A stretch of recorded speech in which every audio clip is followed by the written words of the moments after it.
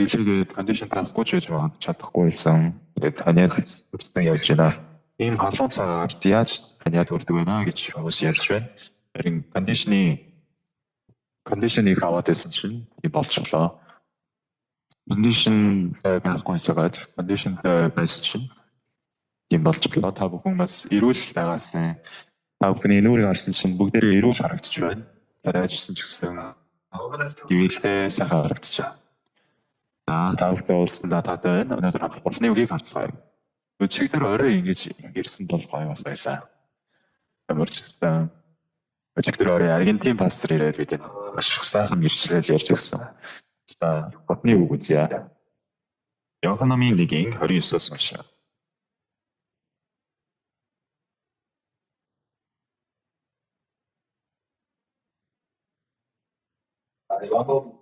Иоханнын 1:29. Тоосон бол юм шиг дараа өдөр нь Иохан өөрөө ирж байгаа Есүсийг хараад Ертөнцийн ертөнцийн нүглийг өөрөгч Бурхны хураг. Энэ бол түүний тухай миний араас ирэх хүн миний өмнөх болсон. Учир нь тэр надаас урд оршин байсан гэж миний хэлсэн тэр мөн. Би түүнийг таниагүй гэвч түүнийг Израильд илчлэхийн тулд би унсаар баптизм хүртэхээр ирсэн гэв. Иохан гэрчилж Сүнс Тэнгэрээс сагтамэд буун ирж түүн дээр тухтгийг би харсан. Би түүнийг таниагүй харин намайг итгэсэн тэр миний дээр Сүнс сагтамэд буун ирж тухтгийг би чи харна. Тэр бас Сүнсээр баптизм хүртээгч мөн гэж надад айлтсан юм. Би харсан энэ бол Бурхны хүү мөн гэдгийг гэрчилж байна гэв.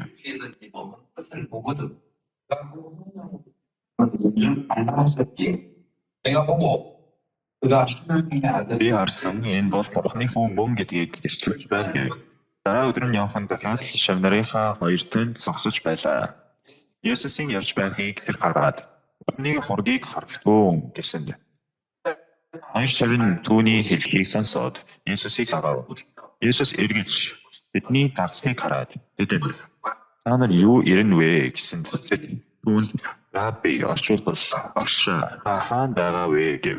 Есүс тэдэнд ир та нар харна гэж айлтсанд тэд түүний байгаа газар очиж үзээд тэр өдөр түүнтэй хамт байв. Тэгэхэд ойролцоогоор 10 дугаар цаг болж байлаа.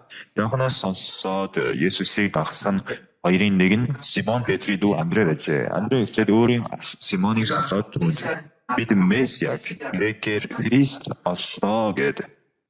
Түүнийг Есүсээр авчрав. Есүс түүнийг хараад Симон чи бол Иоханны хүү Симон байна. Чамайг Кеф чулуул Петр гэж нэрлэх болно үү?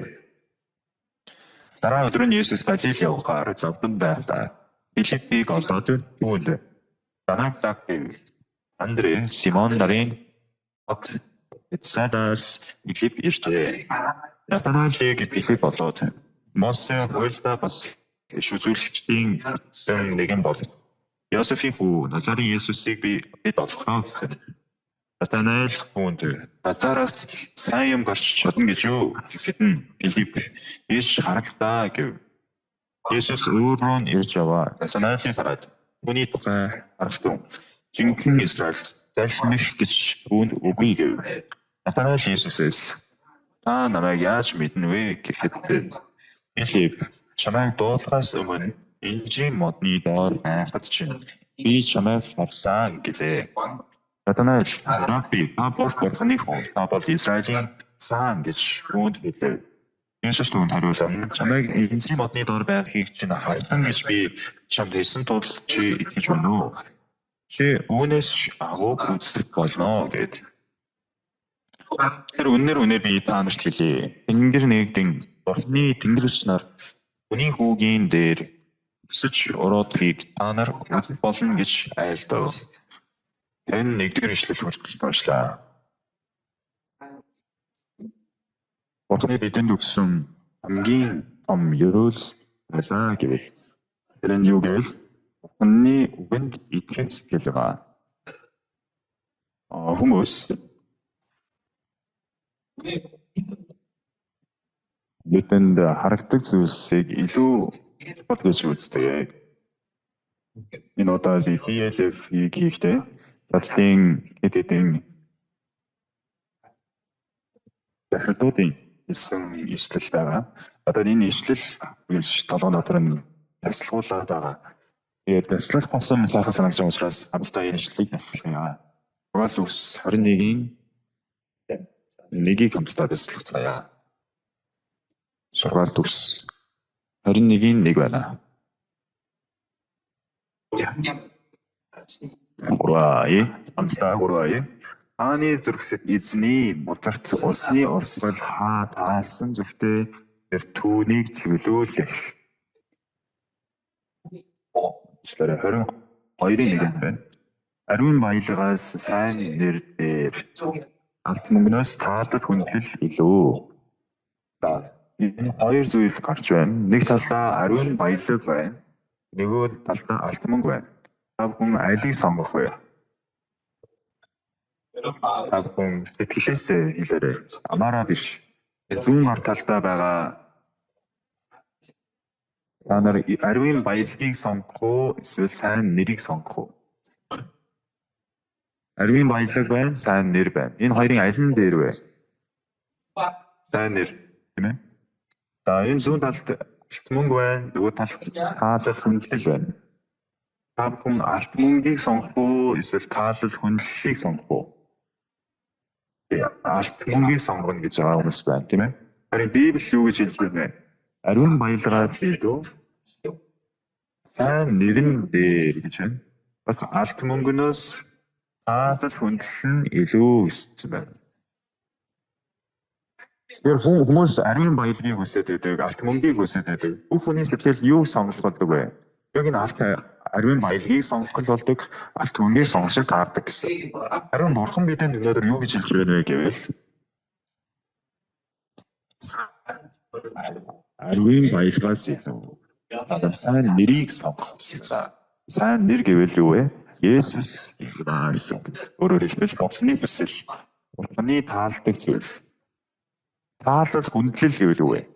Алт мөнгийг сонгох уу, таалал хүндлэлийг сонгох уу? Алт мөнгө гэвэл зүгээр за төгрөг сая вон гэж бодъё.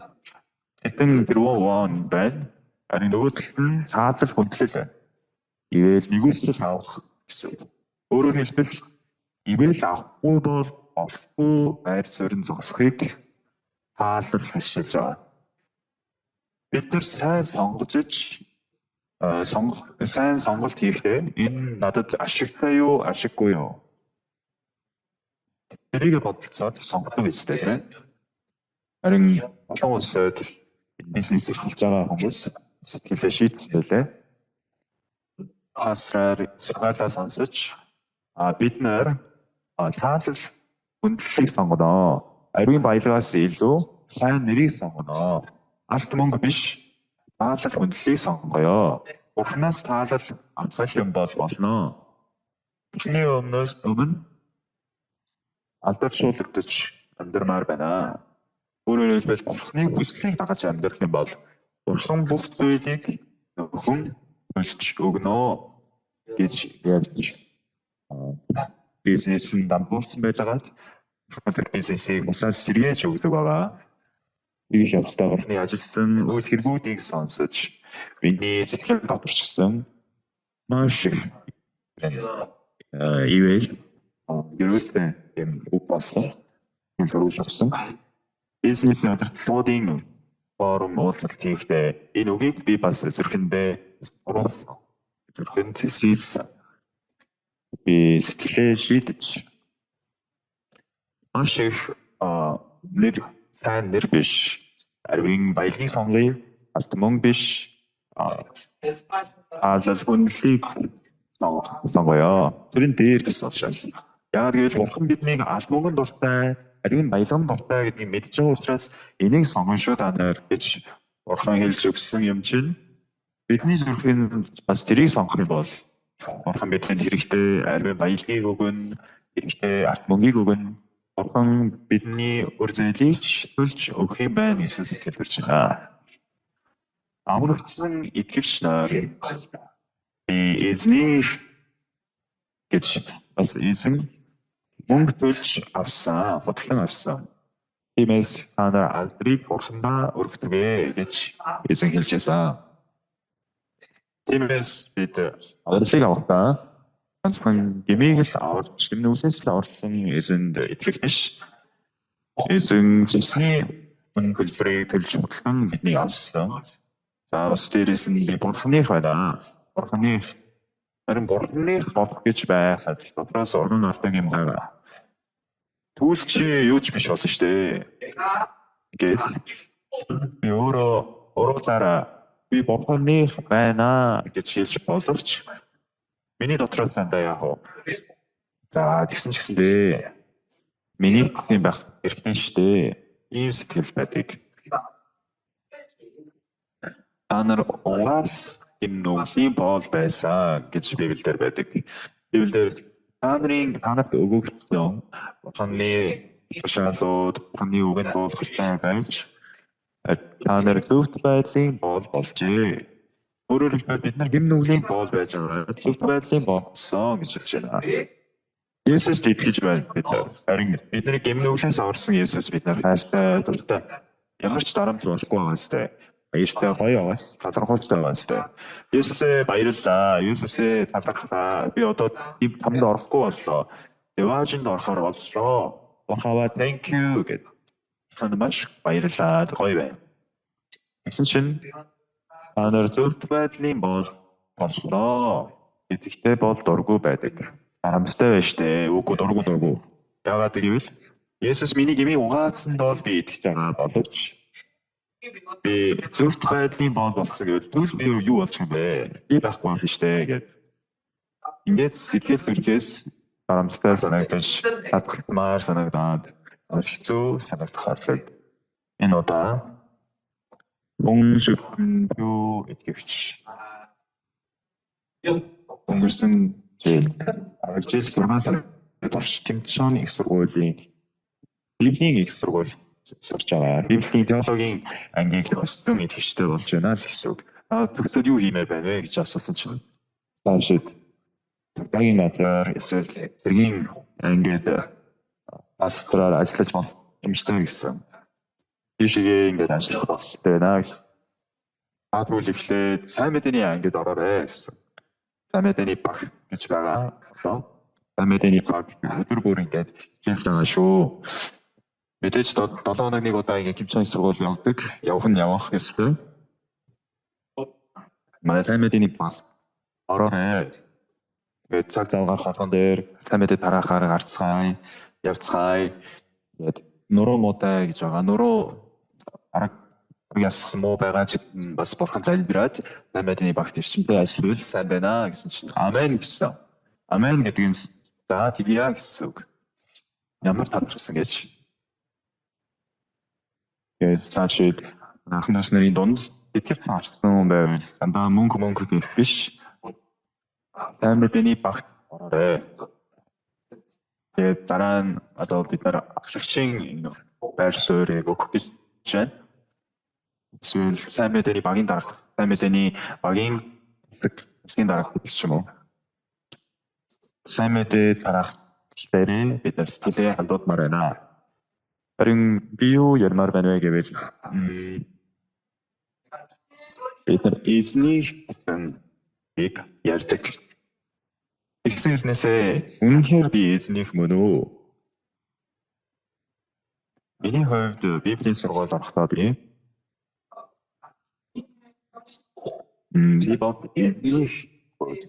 эзэнд өргөгдөж байгаа тухай бол сэтгэл одоо юу байх байсан бэ гэвэл дарамтч байх байсан, санаа зовлтч байх байсан. Харин Библийн сургууль би орсон ч хөөгдчихвэл яана гэж бодоод би Библийн сургууль орохгүй гэж бодсон байхгүй юу. Яагаад гэвэл Библийн сургууль орохгүй болвол хөөгдөн гэж байхгүй. Харин очсон яг хөөгдчих юм бол заахан ичмээр шүү дээ тийм. Библийн сургууль орчоод хөөгдөд тухтай яа гэдэг. Тэр нь надад заахан дарамттай санагдаад би Библийн сургууль орох байлаа. Зүгээр ахын дүүгээр амьдрнаа. Ийм сэтгэлтэй байсан.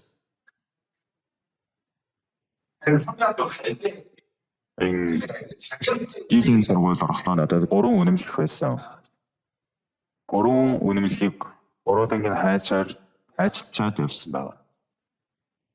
Библийн сургуулиас бүгд гарцсан энэ үнэмшлийн дагуу явахгүй гэж ингэж ачаар үнэмшнүүдийг тэгээд огийн савнда шидэж хаяад энд 100% амнасаа өргөлөө шүү. Бүгд чинь бол одоо яг вэ? Үйлчлэл мачин жолоодод амьдрий. Мөнгө олж амьдралаа амьдрахгүй. Тийм учраас үнэмшнүүдийг гэсэн бүгдийн айлаар зүстэд Бурхны төлөө амьдрнаа гэсэн. Библийн сургаал орохдоо 39 жилийн өмнө дараа жил 3 сарын 2 болох юм бол 30 жилийн ой болох гэж байна. 30 жилийн ой. Бурханд би өргөгдсөн шүү. Би сүрсэн ч гэсэн Бурханых байна. Аг болсон ч гэсэн Бурханы гэж байна. Ингээд би Бурхандаа сэтгэлээ ингээд шийдэж явах боллоо. Харин би сайн мэдээ түгээх ч юм уу? Аструудыг би сайн мэдээж тийм биш хүн бас байгаа л да. Ямар ч гэсэн өөрийнхөө амьдралыг өрмөсөн зэгцлээ. Би одооноос Бурханых шүү. Ингэж шийдэж шугам татаад Бурхандаа өөрийгөө өргөтгөн юм чинь. Үндэстэн тийм Бурханаа өөрийгөө өргөсөн үндэстэн байсан. Тийм үндэстэн шиг өөрийгөө Бурханд өргөж амьдарч байгаад талархаж байна. Манай дүнсүүчэн дээр олон гадаадын сайн мэдээ түгэгч нар ирж байгаа юм тийм ээ. Өдөр бүр бараг шахуу ирж байна. Олон хүн ирж байна. Ирмээр байгаа хүн байвал бүгдээрээ ирээрэй гэж би загсан. 22 жил би гадаадд амьдарсан чинь. Солонгос ирсэн гадаад сайн мэдээ түгэгч нар очиж хацаргүй ингээд яхаа мэдгүй байдаг. Харин хамтдаа ингээд байрлал шүү. Ингээд ста байж тэгээд уулзаад гэрчлэл яаж өгөөрэй.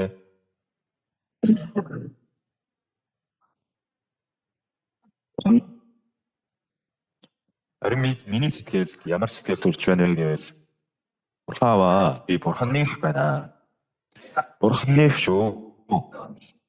Би өмнө гэмнүүлийн бол байсан бол би гэмнүүлээс ангижирч зөвхт байдлын бол боллоо. Зөвхт байдлын болоор ганцхан өдөр амьдсан ч гэсэн. Эсвэл намайг юм битэгэ амьдарч байгаа хугацаанд би Бурханых шүү дээ. Ийм сэтгэлээр амьдраад ирсэн шүү. Тэгвэл энэ шал өөр зүйл. Би өөрөө амьдрахад тийжилж амьдрал болон би одоо Бурханых болцоо. Чин намайг удирдсан зүг амьдрнаа. Ийм амьдрал бол шал өөр. Энэ одоо оюутан залуучууд тийшнэр олон байна.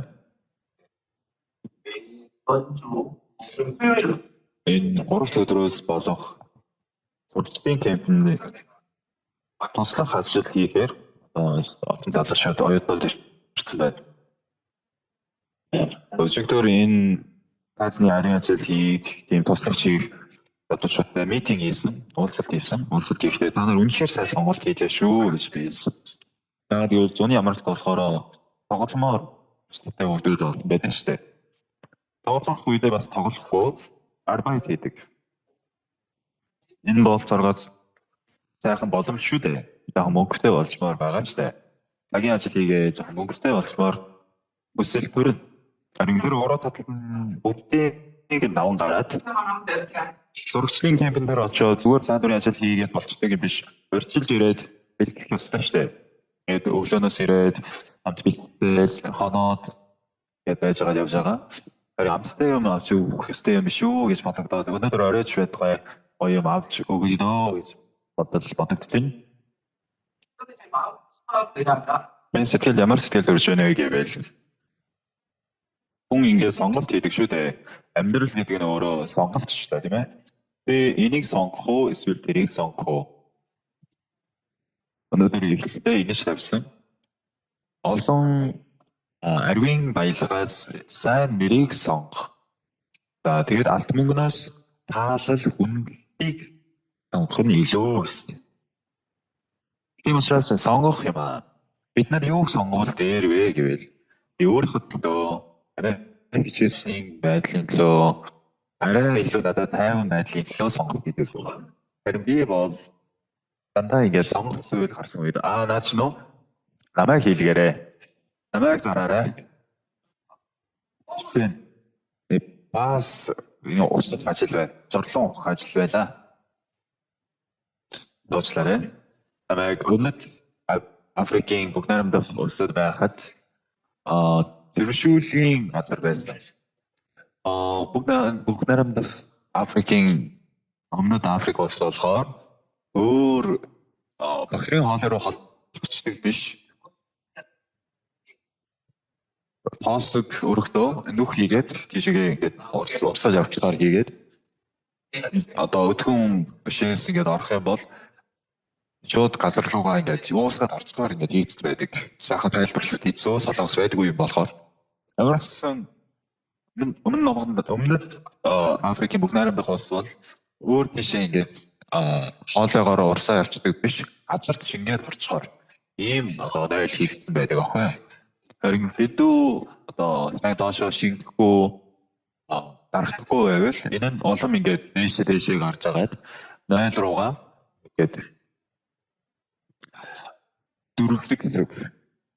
Харин машин дуудаад машинаар энийг ухаад авах гээд барууд явж бол харин сайн дурын ажилчдыг гээд дуудаад би гэвэл хамраа дараад хийхгүй. Тийм учраас миний араа хэвс гэж агаад би биели байрж агаад бүгдийг ухаад тийшээ бордоо гинэ өгөө тэгдэг байсан.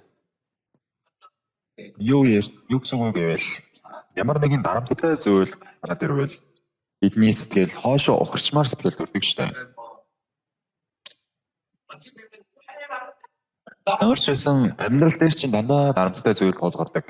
Харин би эсрэгээрээ дарамттай зүйл болох юм бол байн бид нар тултаж үзээд дарамтны гарч үзэхтэй гэж хэлдэг. Идмээргүй зүйл байвал идэж үзээрэй гэж хэлдэг. Та нар идмээр байгаа зүйл иддэг боловч идмээргүй зүйл гараад ирвэл идэхгүй юу? Юу ингэдэг зү тийм. Идмээргүй зүйл байгаа юм уу? Надад чи би идэж үзье гэдэг. Байн юу ч байсан худалдаж үзээд, юу ч гэсэн амтаж үзээд архин дараад үзэх юм бол дараа нь яаж идэг вэ гэвэл сонирхолтой болоод амархан болдог. Сатан бидэнд дарамт гэдэг зүйлийг өгнө. Хоошоо ухрах гэдэг байна. Дандаа хоошоо ухрааж байс хийх гэдэг юм хүч. Сэтгэлээр тулалдахгүй болгочихдог гэсэн. Бидний зэрэг сэтгэл тодорхой бурханы өмнө зураас татах хэрэгтэй, шугам татах хэрэгтэй гэсэн. Бурханыг болсон. Би бурханых шүү дээ. Би бурханых шүү гэсэн сэтгэлийн шугамыг татах хэрэгтэй гэсэн. Би бурханых байна гэвэл бурхан яах вэ? Сайн байна. Би чамайг ашиглана гэсэн. Энэ удаа зөвлөлийн гишүүдийн хурал дээр Иохан номын 12 дугаар бүлгийг ярьсан. Нэгэн өөр газарт бууж өөхөхгүй л бол өөр хിവэлээ байх болно. Харин нэгэн буудааны өөр газарт бууж өөхвөл олон үржим сургуулнаа гэсэн. Харин бид нар нэг ширхэг буудай газарт унаад өөхгүйгээр маш их юм сургуулмаар байгаа. Энэ авсалтаагүй бац байна. Авсалтахгүй байгаа зүйл бид нар дуртай байдаг. Жимсийг бол бид нар маш их ургуулахыг хүсдэг. Жимс бол их ургуулахыг хүсэж байна уу, бага ургуулахыг хүсэж байна уу? Ургуулмааргүй байна уу? Та нар аврал авсан хүмүүс чинь ийм сэтгэл хүсэж байх ёстой шүү дээ. Аврал авсан бол би ингээ сайн мэдээ сайн тараамаар байж олон хүмүүс надаар аврал аваасай.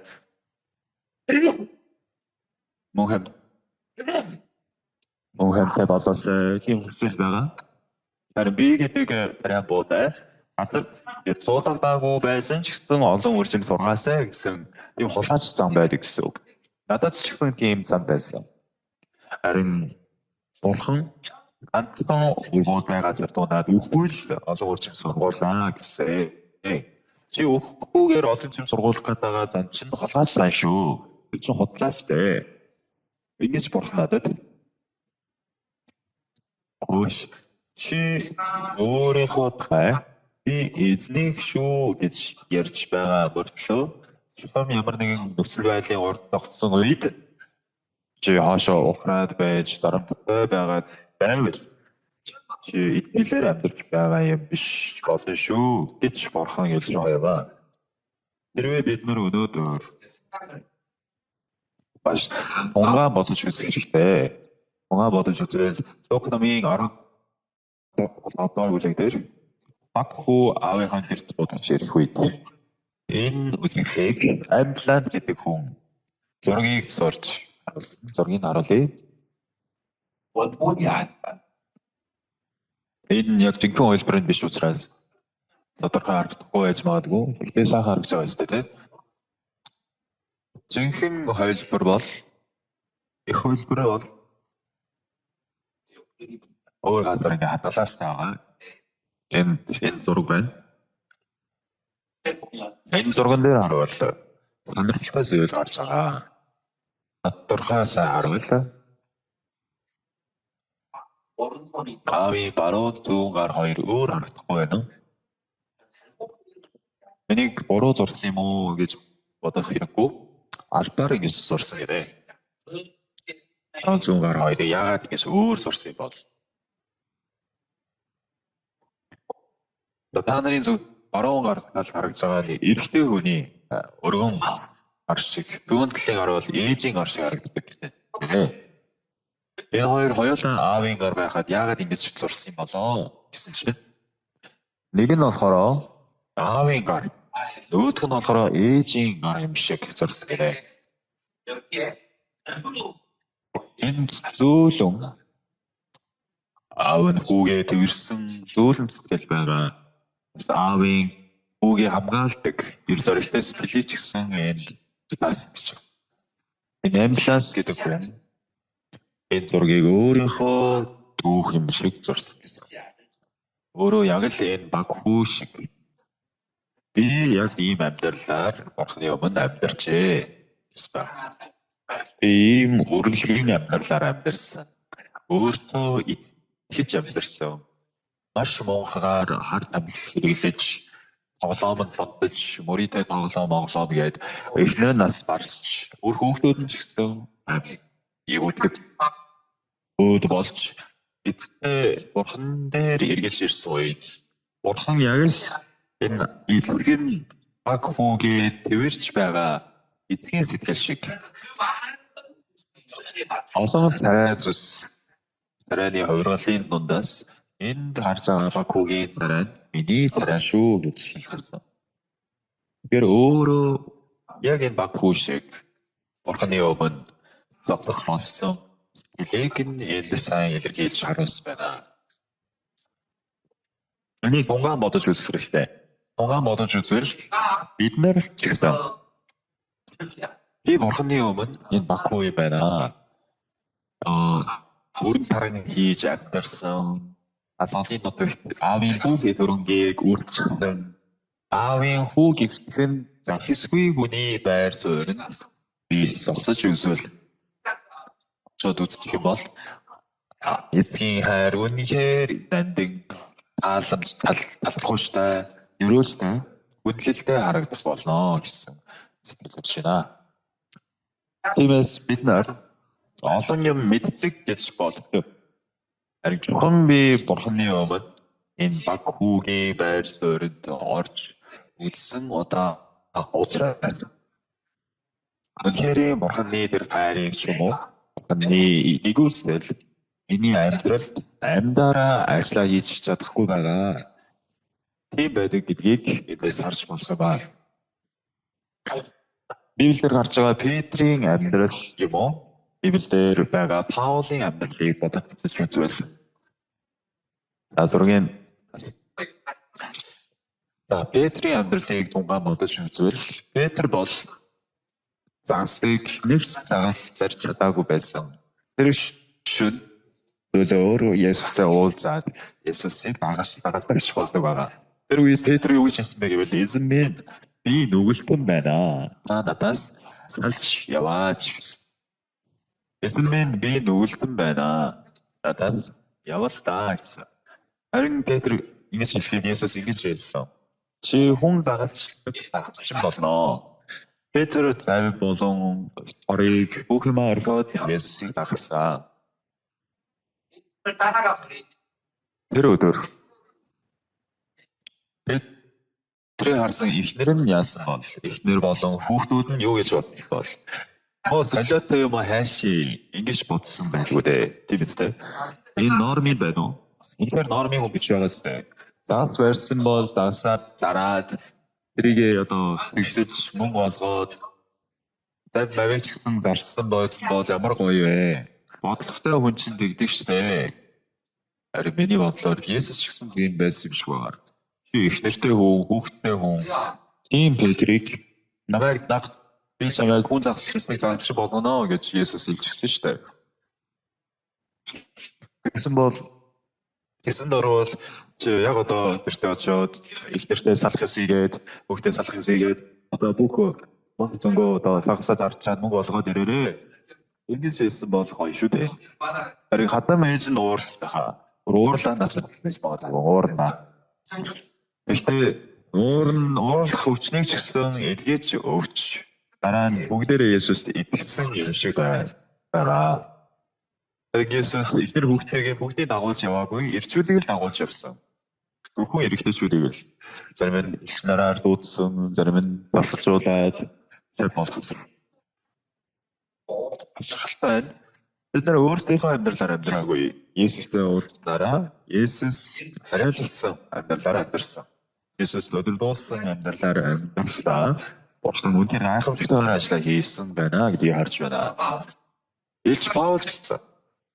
Тэр Дамаскын гацамд явах дандаа Есүстэй уулзаж. Есүстэй уулзсанаас өмнө бол Есүстэй хин итгэж байгаа. Тэр хүний шоронд хийж байж байгаад авчиж байгаад Есүстэй уулзсан өдрөөс ахуулаад амьдралаа бүр мөсөн цэгцлээд Есүсийн төлөө амьдрал болсон. Нэг удаа чи энэ удаад Иерусалимд очих юм бол чамайг хүлээн шүү. Барьчлаа шүү. Чамайг одоо хөлс барьчлаад одоо хүмүүс одсон байгаа шүү. Чи битгий тийшээ яваарэ гэсэн байхад үгүй. Чи би хүлэгдэх нь байдгаа үхэж бэлэн байна.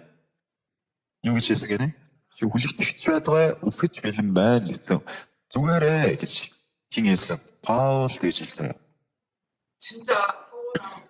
Паул үнэхээр тэнд орвол баригдлагдан гэдгийг мэдсээр байж тэнд ороод баригдлагдсан.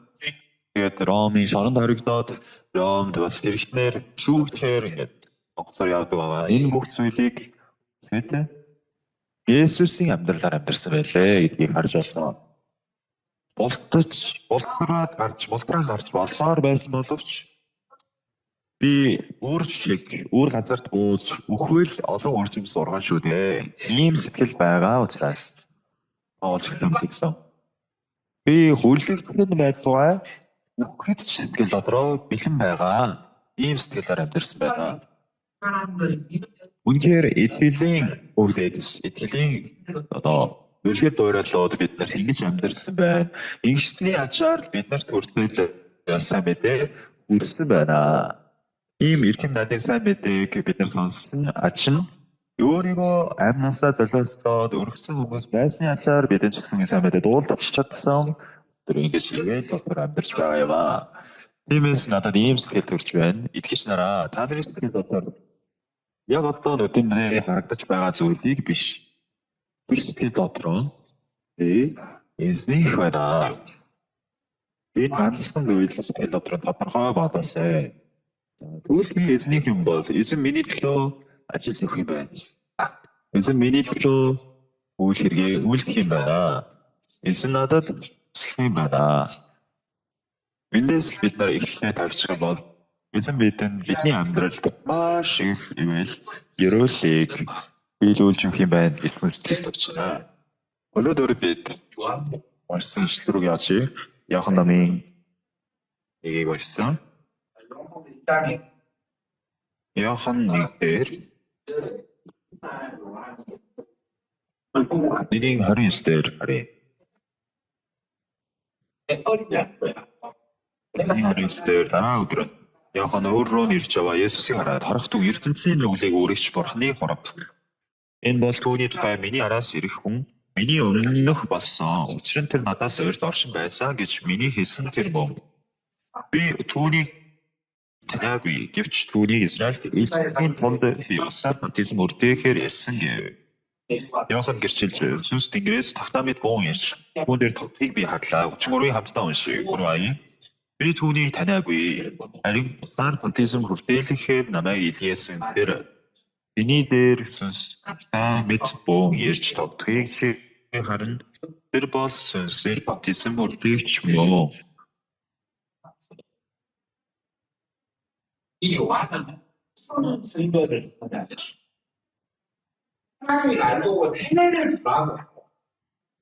Энэ Яохан юу гэж хэлж байгаа вэ гэвэл Бурхан намайг баптизм хүртээ гэж хэлсэн. Тэгээд би баптизм хүртээж хэлсэн чинь ариун сүнс автомат энэ дээр буун гэдгийг харсан. Харин тэр бол Сүнсээр баптизм хүртээгч мөн. Учираас би усаар баптизм хүртээж хэлсэн чинь Есүс дээр ариун сүнс Есүс дээр бууж байгааг харлаа. Тэгээд би хараад тэрийг гэрчилж байна гэсэн. Энэ хүн бол ариун сүнсээр баптизм хүртээгч байна. Өөрөөр хэлбэл энэ хүн Христ байна гэсэн.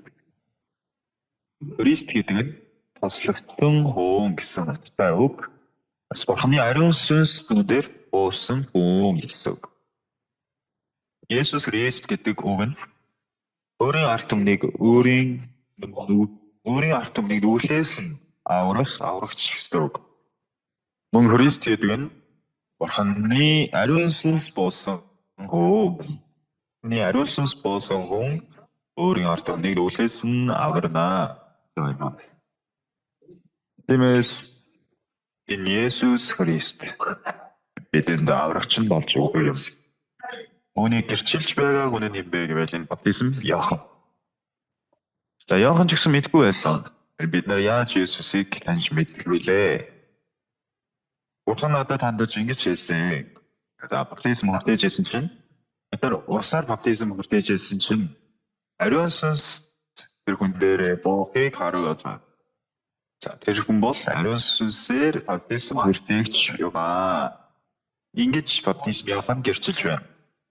ертөнцийн нүглийг өөрөгч хүний хургийг харагдав. Тийм учраас би гэрчилж байгаа шүү гэд 34-ийг харъя. Би харсан энэ бол Бурханы хүү мөн гэдгийг гэрчилж байна. Баптизм Яохан харсан Бурханы хүү мөн байна. Энэ хүн ертөнцийн нүглийг үүрч явах Бурханы хураг байна. Есүс ертөнцийн гэм нүглийг үүрсэн. Чи өөрийгөө харах биш Есүс рүү хараарай. Яагаад Есүс ертөнцийн нүглийг үүрсэн учраас. Энэ ишлэлийг би бодонгоо үнэхээр тодорхойлсон. Яагаад гэвэл Яохан ингэж тодорхойгоор бидний гэрчилж өгч байгаа учраас энэ бол Яоханы хэлж байгаа үг биш. Бурханы үг юм. Бурханаас илгээгдсэн хүн төрсөн тэр нь Яохан юм аа. Тэр гэрчлэлээр ирсэн гэсэн. Юуны тухай гэж хэлэхгүй. Гэрчлийн тухай гэрчлэлээр. Түүнд итгэгч хүн бүр зинхэн гэрэлд итгүүлэхийн тулд гэж Библи хэлсэн байдаг. Бурханаас илгээгдэж гэрчилж байгаа нэгэн бол Яохан. Тэгэд Яохан ингэж гэрчилсэн.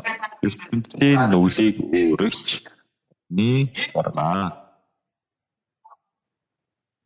Есүс ертөнцийн нүглийг үүрчээ. Есүс бол Бурханы хүү байна.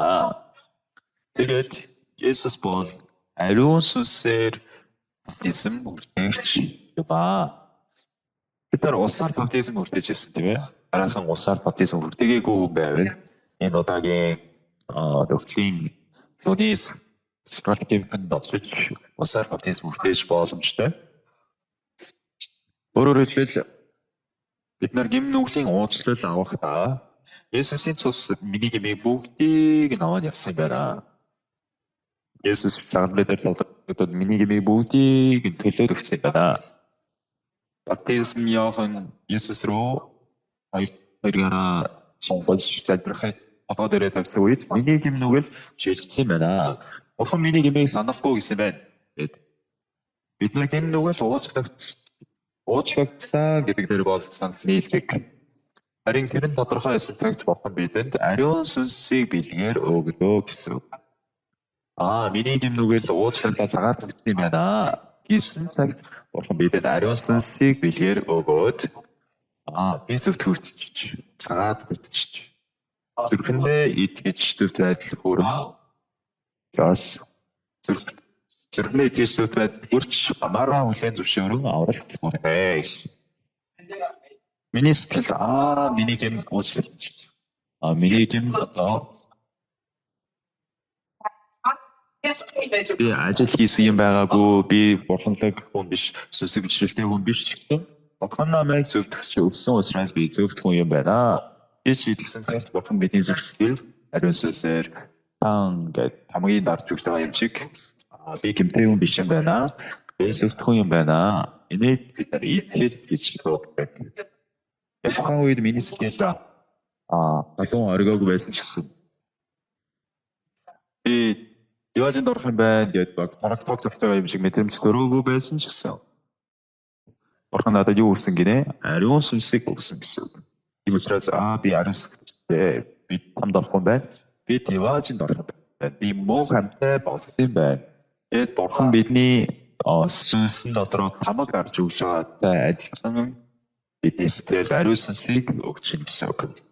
Тэрийг өөрөөр хэлбэл ариун сүнсний баптизм хүртэлээ гэж.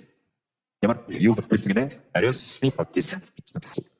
Усаар баптизм хүртээгүй байсан ч гэсэн бурхан бид нарыг итгэж юм бол ариун сүнсийг бэлгээр өгнө. Тэр үед бид ариун сүнсний баптизмыг хүртдэг гэсэн үг шүү. Юу авсан гэнэ? Ариун сүнсний баптизм. Хүн ариун сүнсний баптизм авсан уу?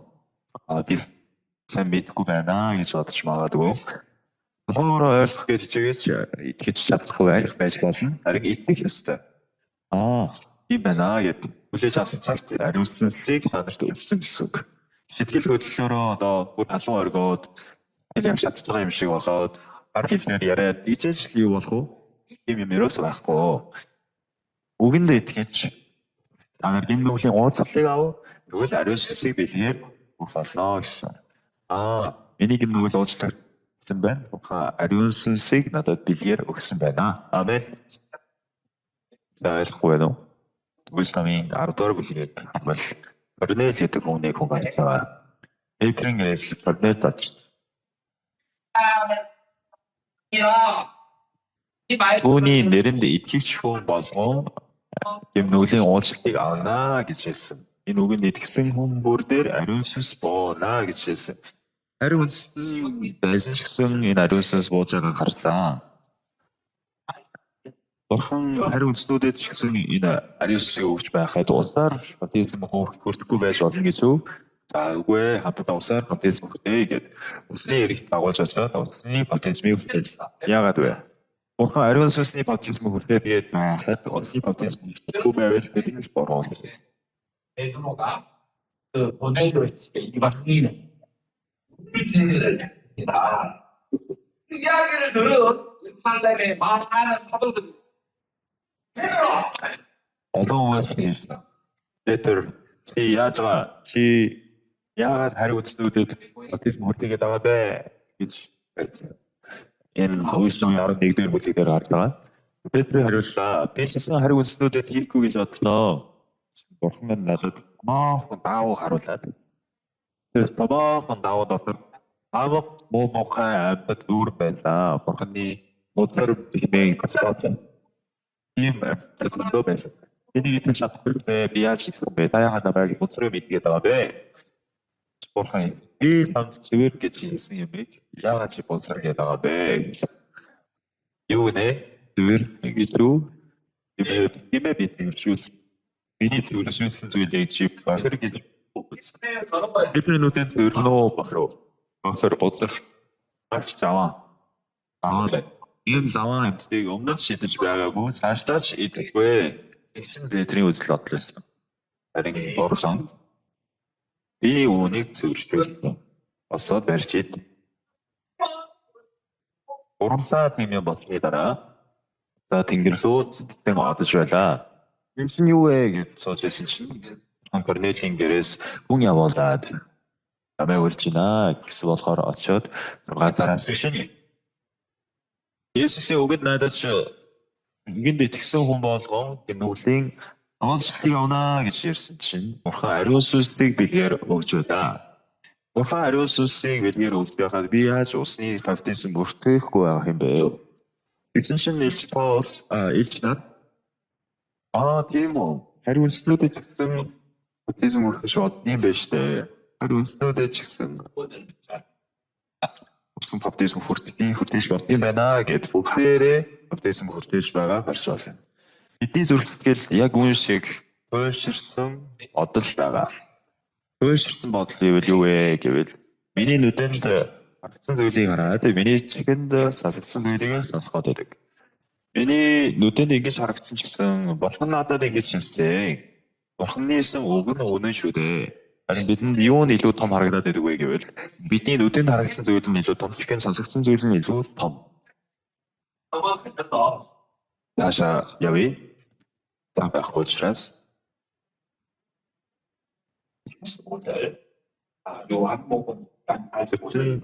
Яохан 1:45-ыг уншъя. Натанаэлийн хэлийг болоод Мосе хоёулаа бас иш үзүүлэгчдийн бичсэн нэгэн болох Йосефийн хүү Назарын Есүсийг бид оллоо гэсэн.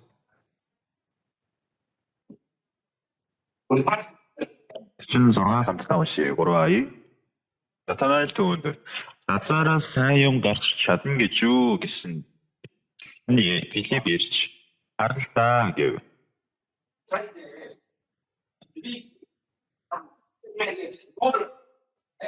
За Филипп Натанаэл сайн мэдээд байгаа ч. Харин Мосе хууль дээр игэвчсэн.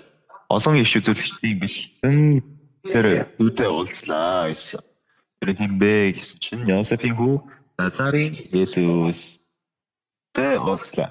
Филипп Есүстэй уулзаад бүр сэтгэж цаг бадрах шиг болоод Натанаэл сайн мэдээ тараамаар санагдсан гэсэн.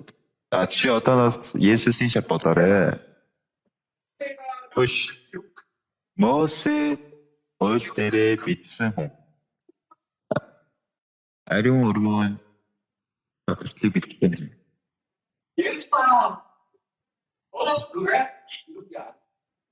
За энэ бол Йосефийн хүү Назарын Есүс байна гэсэн чинь юу гэж хариулсан бэ? Юу гэж дээ Назараас сайн юм гарч чадна гэж юу гэж хариулсан гэсэн. Назараас юу гэж иш үзүүлэгч гарах юм бэ? Назараас юу гэж Бурханы хүү тогтох юм бэ? Үгүй байгаа.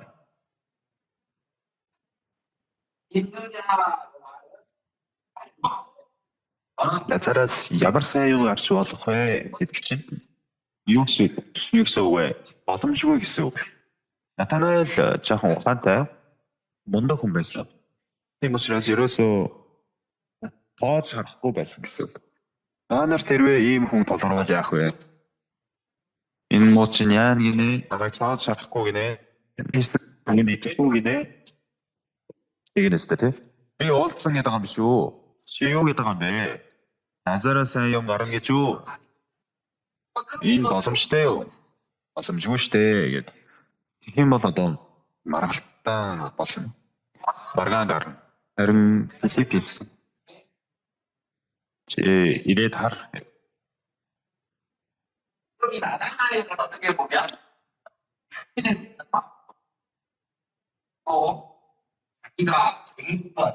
Натанаэл болохоор өөрийнхөө сонссон мэдсэн зүйлээ зөрүүлж байна. Назараас сайн юм гарч байгааг учраас Назараас гарсан юм бол сайн юм биш. Назараас муу юм гарна. Назараас харж байгаа зүйл бол ер нь муу. Энэ бол Натанаэлийн дотор байсан сэтгэл. Бидний дотор ч гэсэн яг л Натанаэл шиг сэтгэл дөндөө байгаа. Өөрөөр хэлбэл миний нүдэнд харагдаж байгаа, миний мэдсэн, миний туршсан зүйл бид итгэдэг байлаа.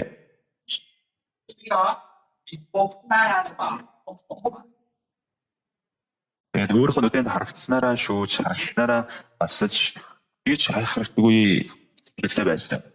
Есүсийн бидэнд харуулж байгаа нь, Есүсийн бидэнд үзүүлэх гээд байгаа нь шал өөр зүйл. 47 гарыг. 47 хамтдаа уншъя. 1-2-3. Есүс өөрөө нэрж яваа Натанаэлийг хараад түүний тухай харагдтуу. Түүний тухай тун жинхэнэ Израиль зайлмих гэж түүнд үгүй гэв.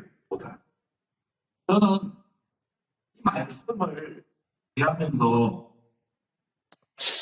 예수님이 Тун жинхэнэ Израиль зайлмих гэж түүнд үгүй гэв.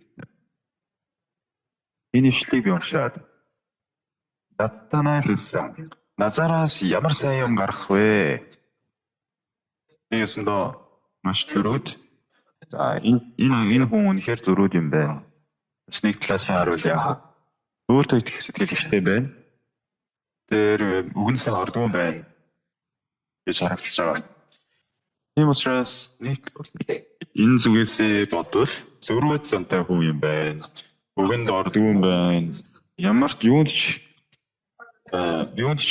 хэрэггүй зөрүүд зантай байна гэж бодвол явтаарна. Харин түүнд Есүс юу гэж хэлсэн бэ гэвэл жинхэнэ Израиль хүн байна. Түүнд юу байхгүй гэж хэлсэн. Зайлмих гэж үгүй гэсэн. Өнөр зайлмих гэдэг үг байгаа шүү дээ, тийм ээ? Зайлмих. Залхтай гэвэл ямар байна таа? Өөр байгаа шүү дээ, тийм? Чи ямар залхтай? Юу гэнэ? Еш. Чи ямар юм? Өөрийгөө хэлээч. Та нар залхтай гэж сонсчихсон уу? Өөрөндөөсөө тийм ээ. Таны таг онгоц нь сонсогчдод ярьдаг. Ихтэй уургууд тийм ээ. За Натанаэл бидний мэдээр харахад бол залхтай байна. Яагаад гэвэл Израилаас ямар сайн юм гарах юм бэ гэж байгаа юм чинь. Харин Есүс бол Натанаэл хандаа. Тэгэхээр жинхэнэ Израиль хүн байна. Залмих гэж үгүй гэж хэлж байна. Бидний харахад залмих байгаад байгаа үстэй. Залтай байна уу залгүй байна уу? Залтай байна. Харин Есүс энэ хүн рүү хараад залмих гэж үгүй гэж хэлж байна. Чиний Есүс. Юу гэж бодоод байсан бэ? Тэр өөрийгөө харуул гимнүгэл үүлдээ зал дараа. Харин Есүс бол биднийг ямар ч ажил хийгээгүй, ямар ч хэсэг бишрэлгүй байхад зөв төвцөө ариусгагдсан гэж хэлсэн. Тэр ч гэсэн зүудэнд харахтаа ямар ч шийв үзэгдэлтэй харсан. Даун доктор маш муухай бохир амтад байсан. Харин чи амтдыг боцор гэж бүүз. Сод барьж ит. Бохон хэдэлээ чи төгс байна. Чи ариусгагдсан байна гэж хэлж байгаа гэсэн үг. Хамтдаа Библийн уншия. Гэтэл номыг.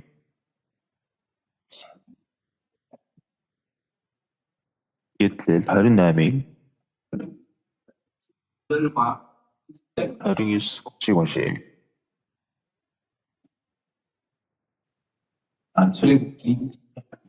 Гэтэл 28-ыг 29 хамтдаа уншия.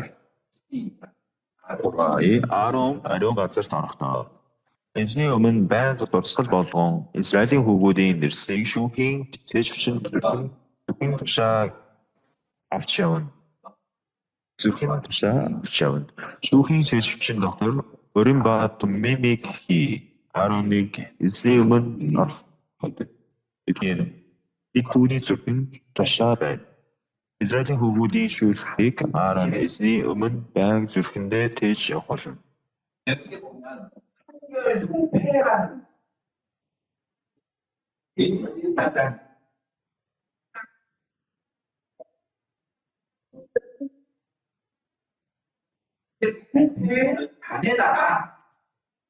Шүүхийн тэжвч гэж байгаа. Голцоор ишлэлээр арай шүүхийн тэжвчин доктор өрийн ба туммимиг гэсэн. Ароныг эзний өмнө ороод тэдгээр түүний зүрхэн тушаа байна. Арон эзний өмнө байнга зүрхнээ тээж явах болно.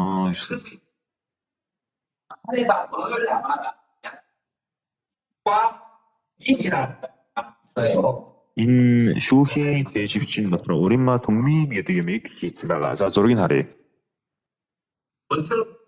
За энэ юу шиг хэлбэртэй байна? Яг л ядад даамны холбоо хэлбэртэй байгаа зү. Та нарын харж байгаа шиг баруун гар, та нарын зүгээс баруун гар. Цагаан хутлог өөрийн зүүн талын хар чулууг томмим гэдэг. Бидний сэтгэл, бидний нүдэнд харагдахтаа энэ юу шиг харагдаж байна? Цагаан хар юмстай. Ногоон байна уу? Харагдаж. Цагаан чулуу, хар чулуу. Юмстай. Гэхдээ та нарыг бодод үзтээ. Таавны сэтгэл дотор өөрийн болон мим хоёр бол хар өнгө, чулуу хоёр өнгөө эсвэл гэрэл болон төгс байдал.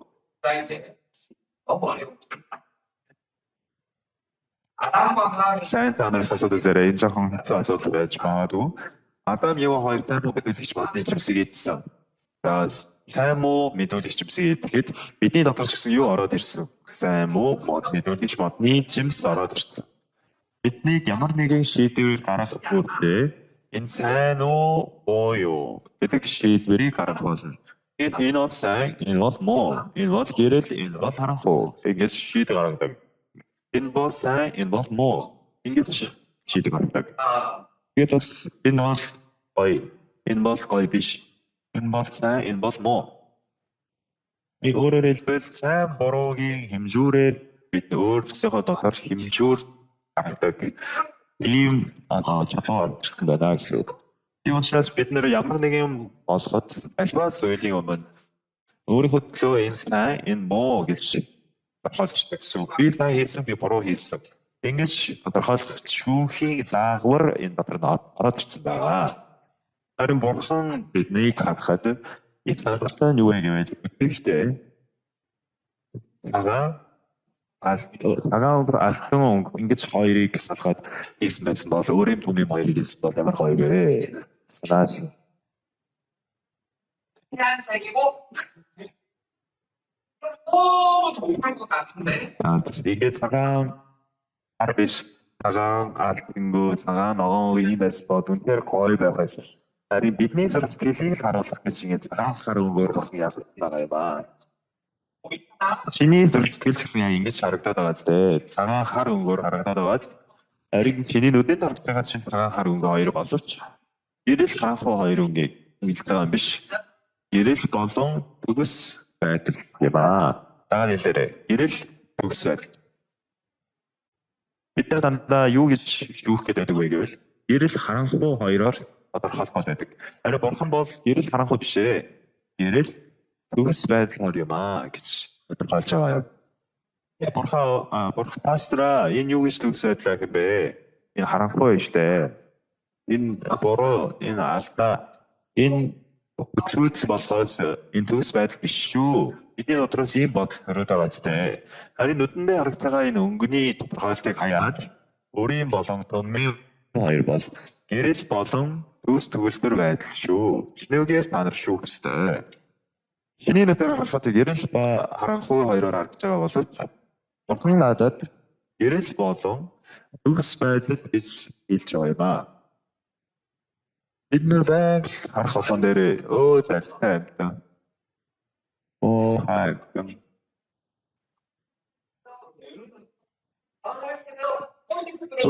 Мо цаахоо моцрууд ихэмсэг ингэж бид нар ингэж шүүмжилдэг штэ тийм ээ. Энэ сайн, энэ муу, энэ гоё, энэ буруу ингэж шүүдэг. Харин бурханы хувьд ярих юм аа. Бурхан бол наач сайн зүйл. Бурхан биднийг зөвтгсөн гэж хэлэхгүй. Биднийг зөвтгүүл хийсэн учраас зөвтгсөн биш. Бид нар бас ажил чигээгүй, төгс сайлган байгаагүй, цэвэрхэнж байгаагүй байхад биднийг зөвтгөх гэж хэлсэн. Есүс Христийн залилт байсан учраас. Залилт байсан учраас биднийг зөвтгөгдсөн гэж хэлсэн.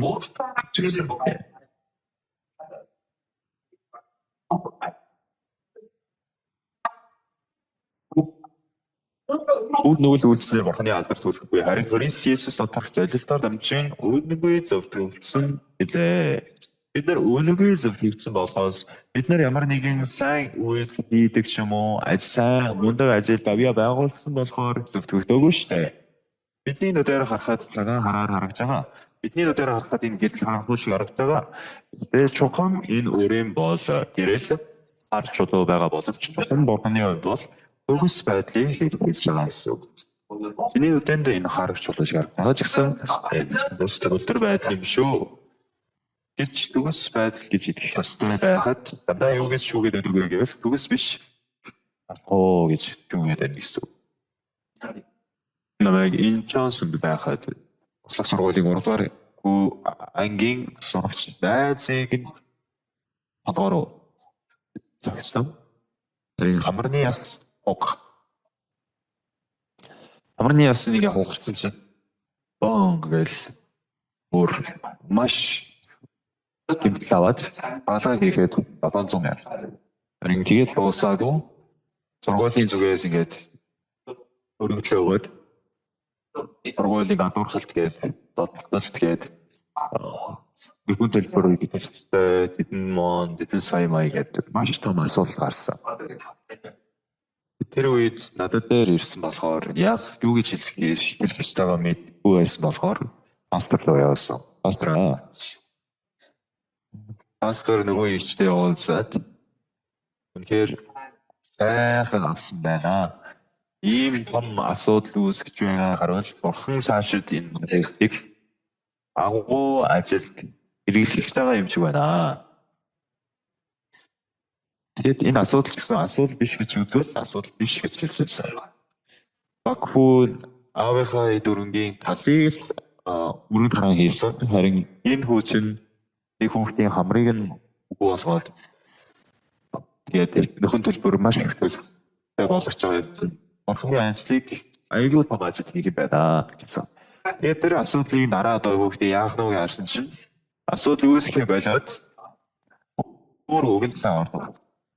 Асуудал тарай тарахгүй байх хэрэгтэй юм биш. Нэг тарчих том асуудал тарчих юм бол өөр олгортой болчихсон. Энэ өндөр нь ч гэсэн маш өндөр. Сургуулиасаа бараг хамгийн өндөр. Тэгээд шууд том асуудал тарьсан. Харин нөхөн төлбөр нь бараг 15 сая гарсан юм шиг лээ. Тэгээд сургуулиасаа шууд хөвдсөн. Дараа сарын одоо төлбөрөө төлөх хэрэгтэй болсон. Эмнэлгийн төлбөр гээл маш амар юм болсон. Гэхдээ пастор түүнийг одоо дүүнэлтэй бурхан энэ хүүхдээр дамжуулан агуу ажил хийх юм шиг байна гэсэн чинь энэ бид нар Библиэр гарч байгаа баг хүүтэй харьцуулбал юу ч биш байгаа ч тийм. Ганцхан энийг л бодвол амар их мөнгө боловч баг хүү Библиэр гардаг баг хүүтэй харьцуулбал юу ч биш учраас маш их амжилттайгаар шийдэгдсэн. Бурханы хийх ажил бол төгс төгөлдөр юм. Шимонс пастор ажлын аваалтай пастор тэрэн дээр яагаад арилгаас гарахгүй хаа гэж загнаагүй төгс төгөлдөр байна. Нэг таглаад ариусгастыг өөр төгс болгожээ гэсэн. Та төгсөрцөн үү? Үгүй би төгсрөөгүй. Тэгвэл та арилгуудаг төгс биш. Харин бурхны үгэн дээр юу гэж хэлсэн бэ? Төгсөрсөн гэсэн. Тэгвэл та төгсөрцөн үү? Үгүй би төгсрөөгүй. Та тэр бодлоо орхиорой. Бурхны үгэнд таныг төгсөрсөн гэж хэлсэн. Бурхны үг таныг төгс гэвэл та төгсөө төгс биш үү? Би төгс биш ээ. Ингэж 20 минутын турш өршлүүлэн гээд маргалдаад ярилцсан мэхэртний эцэст төгсөрсөн гэдэг итгүүл. Төгс гэдэг итгэсэн чинь ясвэ. Шууд Библийн сургууль руу ороод одоо агуу пастор болсон байгаа шүү дээ. Тэгвэл пастор аригчин аригнаас гар гэж хэлээгүй. Та төгс хүн шүү. Төгс байдал биелснээр асгсан гарсан пастор болоод амьд түгээх ажил хийж байна. Пастрын зөрчил одоо өөрийн болон түмэн хоёр бол гэрэл ба төгс байдал гэрэл ба өөрийн төгс байдал гэсэн үг. Миний дотор байгаа өмнө түмэн бол гэрэл ба харанхуй юм шиг. Яг л үтэн дээр харж байгаа цагаан хар хоёр шиг. Ингэж би шүүж хэмждэг байсан. Тэр бол надад наа чин буруу Гэрэл цагаан хар бишээ. Цагаан харалтаа гэрэл харанхуй биш юм аа. Чи наад цагаан харыг хаяад гэрэл болон төгс байдал гэж хэлж байгаарэ. Тэгвэл ямар өнгө байх ёстой вэ? Цагаан болон хар өнгө боловч одоо бид нар хар өнгө гэж дуудгаа байлээ. Цагаан өнгө, төгс өнгө гэж дуудъя. Ойлгомжтой юу? Цагаан хар гэж дуудах биш, цагаан төгс хоёр гэж дуудъя. Мэдээж харанхуй харагдаж байгаа. Мэдээж хар харагдаж байгаа л хар байсан ч гэсэн төгс гэж дуудъя гэсэн үг. Энэ учраас бурхан өмнө түмний хоёр шүү. Гэрэл болон төгс байдал хоёр шүү. Гэрэл болон харанхуй биш. Хар цагаан биш. Гэрэл ба төгс хоёр шүү гэж хэлсэн. Миний сэтгэл харагдаж байгаа чулуугийн хаяад миний сэтгэл дотор байгаа цагаан хар гэдэг бодлуудаа хэмжүүрээ хаяад энэ чинь цагаан болон төгс хоёр өнгө юм байна. Хар өнгө биш юм байна. Энэ төгс өнгө юм байна. Бурхан надад өмнө гэж хэлсэн учраас сэтгэлийн хэмжүүрийг бас хаях хэрэгтэй. Тэгвэл та нар нөхрөөдөө харахтаа, та нар үр хүүхдүүдээ харсан гэсэн, та нар өөрийнхөө хөршүүдээ харсан гэсэн бурхан намайг төгсрүүлсэн. Тэр хүн аврал авна. Миний зөрүүд эцэг аав маань аврал авна. Миний зөрүүд ах маань ч аврал авна. Миний зөрүүд эгч маань аврал авна гэж итгэх ёстой. Итгэхгүй байвал өөрөөрөө зөрөөдлөж байна гэсэн үг. Өөрийнхөө хэмжүүрээр харж байна гэсэн үг. Шүүхийн хэмжүүрээр хараад байдаг гэсэн үг. Тийм учраас бид юу хийх ёстой вэ гэвэл Иохан номын 1-р бүлэг 1:9.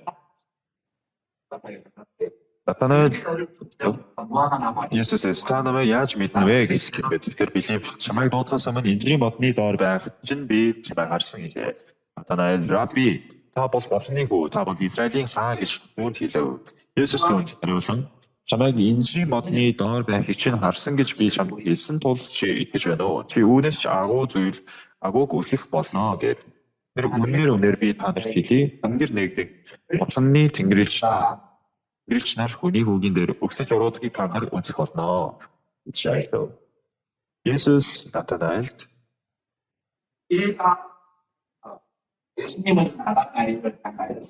Есүсийн Натанаэлд хандав.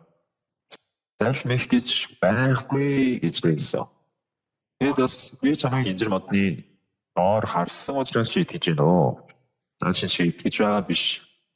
Өнөр чи харах болно. Чи илүү агууг харах үзэх болно шүү. Бурханы Тэнгэрлэгч нар тийшээ өгсөж ороод чагаа харах болно. Бурхан баттай хамт байж, үнэхээр амьд байж, чи дотор ашиглаж байгааг харах болно. Ингэж хэлж ирсэн. Өнөөдөр бид бүгдээрээ бидний харж байгаа гэдэг зүйл, бидний мэдж байгаа гэдэг зүйл тэр биш. Есүс Натанаэлийг харахтаа өөш чи одоо миний шав чамд ямар ч залмих байхгүй. Бид нар Натанаэлийн орон залмих байгаа. Харин Есүс мих байхгүй гэж хэлж байна. Гэсэн юм шиг бид нар ч гэсэн бидэнтэй уулзсан хүн болгон дээр ээш чаваас бадлаа дөрүүд юм аа гэж ээш үгэнд орохгүй юм аа гэж ээш муу залхуу мэн гэж ээш стас сэтгэлгүй харчаагүй ийм дээр биш. Есүс биднийг төгсрүүлсэн гэсэн. Тэгвэл би зөвхөн өөр төгс болгогдсон. Ингэж хэлж байгаа Есүсийн шүүхийн шийдвэрээр шүүдэг болвол бас Есүс Натанаэль руу хандав. Чамд залмих байхгүй гэж хэлсэн нь Есүсийн шийдвэрээ байгаа юм шиг. Чи надад итгэж байгаа гэж хэлж байгааз би чамайг Эндрийн модны доор байхад харсан болохоор итгэж гин гэсэн. Итгэж гин гэж хэлсэн. Харин энэ юу ч биш. Илүү агуу үзэх болно. Бурхан амьд байгаад би дээрээ харах болно. Бурханы Тэнгэрлэгч хүний хүүгийн тийшээ өсөж ороодохыг чи үзэх болно. Тэр өөрийгөө хаяад надад өдөрдүүлж амтраарай гэсэн үг юм. Бид нар одоо үнэхээр өөрийнхөө нүдэнд харагдж байгаагаараа удирдуулах бишээ. Есүсийн харж байгаагаар. Есүсийн харах нүд бол итгэлийн нүд юм аа. Есүсийн харж байгаа нүд бол эрэл ба төгөлтөр байдлын нүд юм аа. Есүс бол хичнээн өгсөн хүнийг амьдруулж чадах чадaltaй нэг шүү. Бас Есүстэй уулзсан бүх хүмүүс асуудал нь шийдэгдэж байсан учраас адилхан чадлыг бидэнд бас илэрхийлэхийг хүсэж байгаа болжээ. Түүний тэр агуу хүч чадал ерөөл отор бидээрээ хамт үйлчлэж явцгаая. Өнөөдрийн удаагийн үгээр өндөрлөе.